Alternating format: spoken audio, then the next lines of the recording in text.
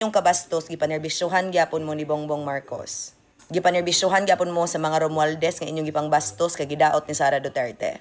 Mauna, munang ako, I do not support the continuity of the Duterte line when the rest of the Dutertes will never be like Rodrigo Duterte himself. I believe that she was the right choice. Believed.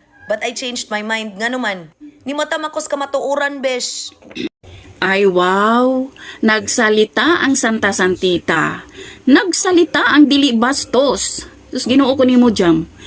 Mao na daghan siya maglagot sa imuha no, tungod sa imuhang bakba no. Tinuod hawd kay ka mag-English pero dili man sukatan ang hawd mag-English ug matalino ka day. Pareha nimo hawd kay ka mag-English no. Kuyaw kay mag-English. Mas feeling pag bright kay BP Sara. Kuan kaayo ka taas kay kasi imong tan-aw sa imong kaugalingon bisag mura kag gasol.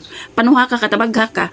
Of course dili ka mo suporta og continue support sa mga Duterte kay ngano man wa man kakakwarta. Alangan didto jud ka kay Bongbong Marcos, alangan didto jud ka kay Romualdez. Kay ngano paldo man ka.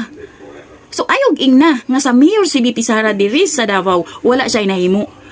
Kay og wala pa nagi-continue ni Inday Sara kung unsa ka maayo ang pagdumala ni Tatay Digong. Do you think nga makontinue po doon kamaayo sa Davao City? Dili. Diba? Ayaw pag binulok diha jam. Mura kag gasol jud kang buhanga katabag kang dako.